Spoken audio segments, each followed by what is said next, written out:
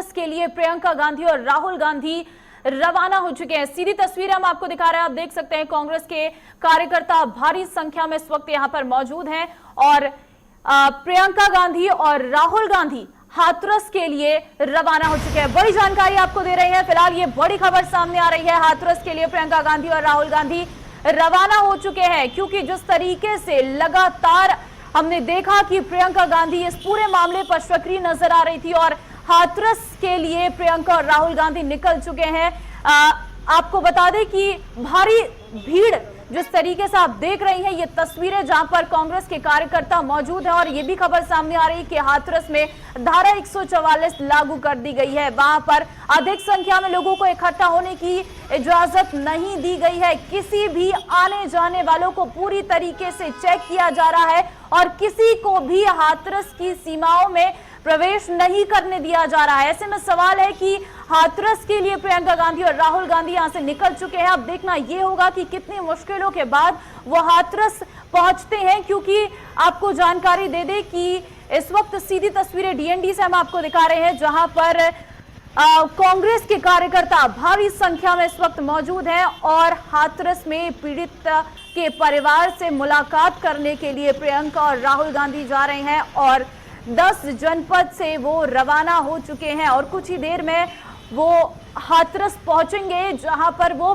पीड़िता के परिवार के बीच जाएंगे, उनसे बातचीत करेंगे, पूरे घटनाक्रम को जानेंगे और क्या कुछ दिक्कतें हैं, क्या कुछ उनके साथ हुआ, ये सभी चीजों को लेकर प्रियंका गांधी और राहुल गांधी उनसे बातचीत करेंगे। इससे पहले भी हमने हर वक्त देखा है कि प्रियंका गांधी जब भी कोई ऐसी घटना सामने आती है, जब भी कहीं पर न्याय दिलाने की बात होती है, तो प्रियंका गांधी वहां पर पहुंचती हैं और परिजनों को सांत्वना देती हैं। एक बार फिर से यही तस्वीर हम देख रहे हैं, क्योंकि हाथरस के लिए फिलहाल प्रियंका और राहुल गांधी 10 जनपद से रवाना हो चुके हैं और डीएनडी से हम आपको सीधी तस्वीरें दिखा रहे हैं, जहां पर कांग्रेस के कार्यकर्ता भारी संख्या में मौजूद हैं और इंतजार यहां पर किया जा रहा है उस गाड़ी का जिसमें प्रियंका और राहुल गांधी पहुंचेंगे।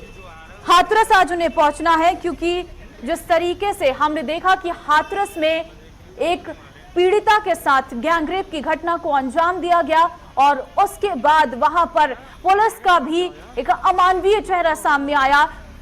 परिजनों के मना करने के बावजूद वहां पर अंतिम संस्कार कर दिया गया। विकास सिंह हमारे संवाददाता इस वक्त सीधे हमारे साथ जुड़ गए हैं। विकास, क्या जानकारी मिल रही है, क्या कुछ तस्वीरें हैं? आप उस वक्त वहां पर खड़े हैं डीएनडी पर, कब तक यहाँ पर पहुंच जाएंगे राहुल गांधी और प्रियंका गांधी?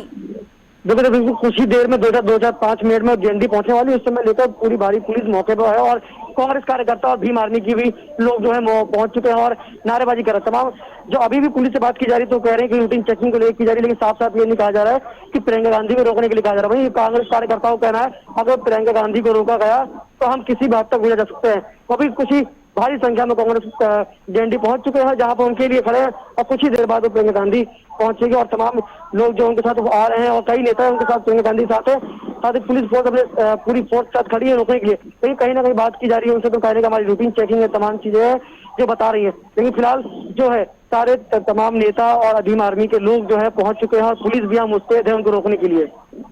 विकास, तस्वीरें जो सामने आ रही है, यहाँ पर कांग्रेस के कार्यकर्ता काफी संख्या में है, स्थिति कैसी है वहां पर डीएनडी में? क्योंकि जिस तरीके से संख्या है तो जाम की स्थिति होना भी लाजमी नजर आ रहा है। देखिए बिल्कुल जिस तरीके से प्रियंका गांधी की समय नजदीक बाहर से बढ़ती जा रही है और साथ ही अब जो है पुलिस एक एक गाड़ियों को चेकिंग कर रही है, जिसके कारण यहाँ से कम से कम 500 मीटर तकरीबन 500 मीटर लंबा जाम लग गया है।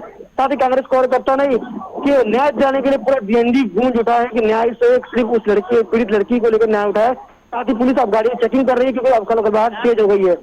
जी चलिए विकास, आप बने रहिए हमारे साथ। निशांत भी इस वक्त हमारे साथ सीधे जुड़ गए हैं। निशांत, लेकिन हाथरस तो पहुंचना है, वहां पर तो धारा 144 लागू कर दी गई है और अभी कुछ देर पहले हम बीजेपी सरकार की एक प्रेस कॉन्फ्रेंस भी सुन रहे थे, जिसमें यह कहा जा रहा था कि इस मुद्दे पर राजनीति की जा रही है विपक्ष की तरफ से। कितनी मुश्किल होगी? देखिए बिल्कुल ये सवाल बड़ा है कि आप राजनीति कर रहे हैं, क्योंकि राजस्थान में भी कुछ ऐसी घटना हुई, उस पर ना तो प्रियंका गांधी और ना ही राहुल गांधी ना ही सोनिया गांधी की तरफ से कुछ बोला गया, क्योंकि राजस्थान में कांग्रेस शासित सरकार है, वहीं उत्तर प्रदेश में योगी आदित्यनाथ की सरकार है, बीजेपी की सरकार है, तो कांग्रेस हमलावर है। यानी कि अगर हम बात करें बीजेपी की, चाहे हम बात करें कांग्रेस की, तो ये लाइन लाजमी है कि हमाम में सभी नंगे और नंगा नंगे को क्या नंगा करेगा। यानी कि जितने भी ये राजनीतिक दल हैं केवल अपनी सियासी रोटियां सेक रहे हैं, और सियासी रोटी सेकने के चक्कर में ये जो हमारी बेटियां हैं उनकी इज्जत जो तार-तार हो रही है उस पर किसी का भी ध्यान नहीं जा रहा है। प्रशासन खुलेआम बदमाशी कर रहा है। सीधे तौर पर जो बिटिया थी उसका अंतिम संस्कार उसके परिवार से बिना पूछे किया जाता है, जबरदस्ती किया जाता है। बलरामपुर की बिटिया के साथ उसका अंतिम संस्कार बिना परिवार की सहमति और तमाम चीजों से आधी रात में किया जाता है, और फिर सरकार कहती है कि उन्होंने सहमति जताई थी, जबकि मीडिया के कैमरे वहां पर रहते हैं, कैमरों में पुलिस की बात रिकॉर्ड होती है। पुलिस इस बात तक को स्वीकार नहीं करती है वो किसी की डेड बॉडी है। पुलिस हर चीज को छुपाने की कोशिश करती है। फिर गांव में कोरोना का संक्रमण आ जाता है जो पहले कभी नहीं था। कोरोना के संक्रमण के चलते पूरी मीडिया को गांव से बाहर कर दिया जाता है। यानी कि एक के बाद एक लापरवाही को छुपाने के लिए प्रशासन सीधे तौर पर आप कहें तो इस लोकतंत्र में गुंडागर्दी पर उतर आया है। पोस्टमार्टम रिपोर्ट भी आ गई है, जरा वो भी बता दीजिए क्या कुछ लिखा है पोस्टमार्टम रिपोर्ट में, क्योंकि दावा किया गया था कि गैंगरेप नहीं हुआ है, कुछ भी नहीं हुआ है, हड्डियां भी नहीं टूटी है, जीभ भी नहीं कटी है। क्या पोस्टमार्टम रिपोर्ट में आया? देखिए, पोस्टमार्टम रिपोर्ट में जो अभी तक हमें जानकारी मिल पाई है उसमें यह कहा जा रहा है कि गर्दन को बार बार दबाने का प्रयास किया गया, गर्दन पर जो गर्दन थी वो टूट गई थी, बैकबोन जो है वो टूट गई थी। इसके अलावा गर्दन पर निशान भी नजर आए हैं, और अभी बिसरा रिपोर्ट आनी है जिसमें सब कुछ स्पष्ट हो जाएगा कि आखिर पीड़िता के मरने के क्या कारण रहे हैं।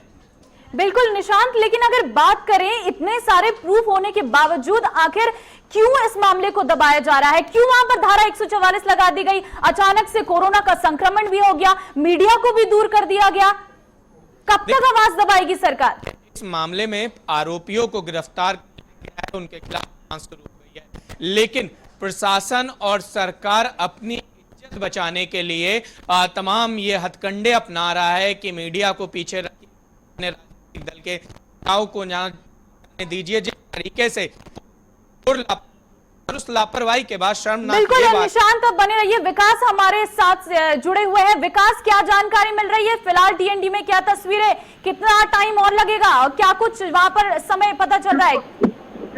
देखिए कुछ समय बाद प्रियंका अपने कार्यालय से जनपद से निकल चुकी है और कुछ ही देर बाद यहाँ पहुंचने वाली है। साथ ही अब जो है पुलिस में काफी फोर्स और बढ़ा दी गई, इस तरीके से समय नजदीक आ रहा है।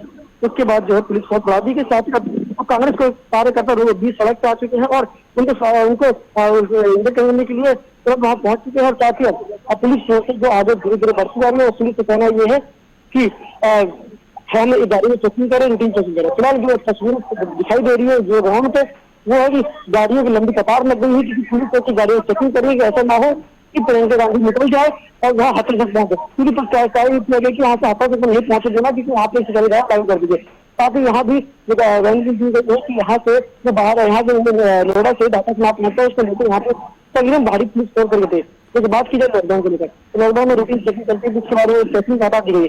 फिर भी यहाँ के डीसीपी कहना यह है कि वहाँ पे रूटीन चेकिंग कर रहे हैं, लेकिन ऐसी महिला जिसके साथ इतना बड़ा अन्याय हुआ, उसके साथ जो है उसके परिवार के साथ दुख दर्द को साझा, और उसके देखिए पुलिस जाने देती कि नहीं जाने देती है, एक वो है सर। लेकिन वहाँ से वो निकल पड़ी, क्योंकि हर चीज़ में जो है राहुल जी, प्रियंका जी आवाज़ उठाते हैं जब कोई इस तरह की घटना होती है।